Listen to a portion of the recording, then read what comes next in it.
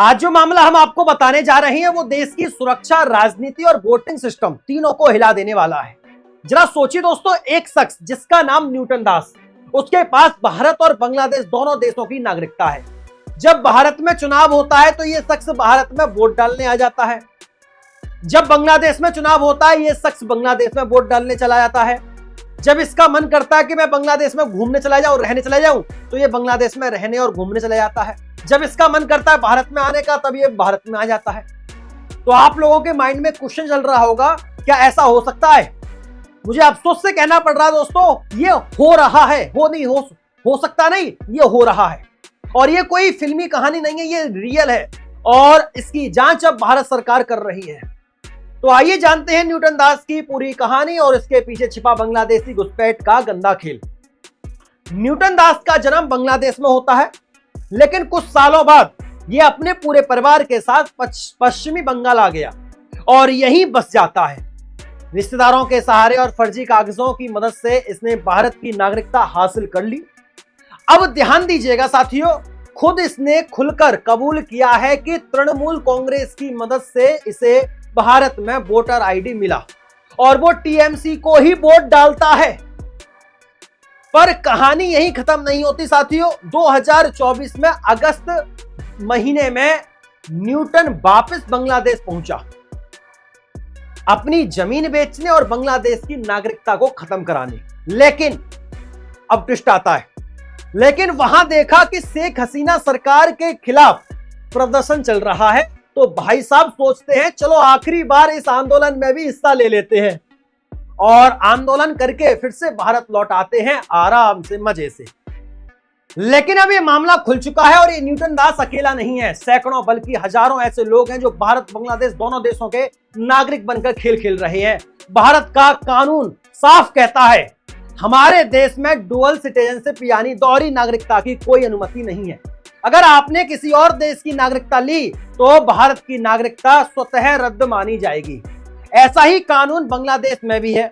पर न्यूटन दास जैसे लोग दोनों देशों में नागरिक बनकर, वोट डालकर, जमीन खरीदकर, बेचकर राजनीति का मजाक बना रहे हैं। और बात सिर्फ इतनी नहीं है मेरे दोस्तों, न्यूटन दास ने अपने वायरल वीडियो में यह भी बताया है कि 2017 में उसका वोटर आईडी गुम हो गया था। फिर 2018 की विधानसभा चुनावों में तृणमूल नेता मंटू राम पखीरा की मदद से उसे नया वोटर कार्ड बनवाया गया।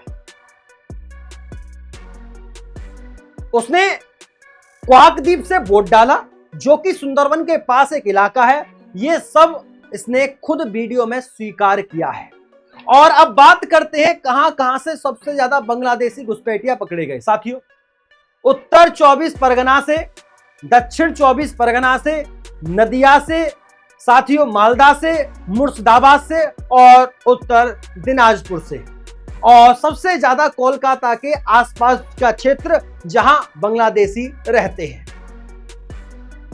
ये लोग नदी, सड़क, गांवों के रास्ते चुपचाप बॉर्डर पार करते हैं और भारत में बस जाते हैं। साथियों, भारत सरकार के मुताबिक पूरे देश में 1 करोड़ 20 लाख से भी ज्यादा अवैध बांग्लादेशी मौजूद हैं, जिनमें से पश्चिम बंगाल में ही करीब 50 लाख से ज्यादा रहते हैं। और यही लोग तृणमूल कांग्रेस का सबसे मजबूत वोट बैंक बन चुके हैं। फर्जी कागजात, स्थानीय नेताओं का संरक्षण और खुली सीमा, बस इतने में बन जाती है भारत की नागरिकता। अब बात करते हैं सियासत की। भाजपा नेता शुभेंद्र अधिकारी ने कहा है कि लाखों बांग्लादेशी नागरिक पश्चिमी बंगाल की वोटर लिस्ट में शामिल हैं। यहां तक कि आतंकी संगठन अंसारुल्लाह बांग्ला का एक कार्यकर्ता शाहशेख मुर्शिदाबाद की वोटर लिस्ट में भी पाया गया है। और वहीं बीजेपी प्रदेश अध्यक्ष सुकांत मजूमदार ने इस पूरे घटनाक्रम को इंगई बांग्ला मॉडल नाम दे दिया है, यानी घुसपैठियों को वोट बैंक बनाकर चुनाव जीतने का नया मॉडल। सबसे बड़ा सवाल, जब भारत में एनआरसी लागू किया गया था तो पश्चिम बंगाल में इसे क्यों नहीं लागू किया गया?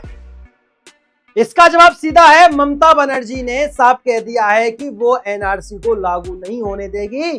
क्योंकि दोस्तों उनका वोट बैंक यही लोग हैं।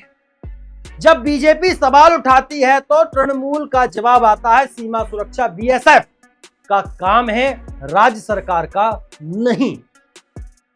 यानी खुद तो मदद करे और जब सवाल पूछो तो जिम्मेदारी केंद्र पर डाल दो। तृणमूल नेता कुणाल घोष ने यहां तक कह दिया है कि लोग हवा से आए हो, पानी से आए हो, जिम्मेदारी हमारी नहीं है।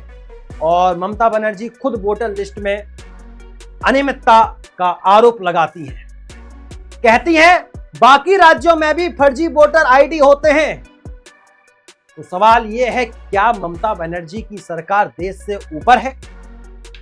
क्या वोट के लिए देश की सुरक्षा को ताक पर रख देना सही है? आपकी राय इस पर बहुत जरूरी है, नीचे कमेंट करके जरूर बताएं। क्या ऐसे दोहरी नागरिकता रखने वालों को तुरंत डिपोर्ट किया जाना चाहिए? दूसरा, भारत सरकार को इनके खिलाफ क्या कड़े कदम उठाने चाहिए? तीसरा, और क्या अब वक्त आ गया है कि पूरे देश में एनआरसी लागू किया जाए? मुझे आप लोगों के कमेंट का बेसब्री से इंतजार रहेगा। मिलते हैं अगले वीडियो में।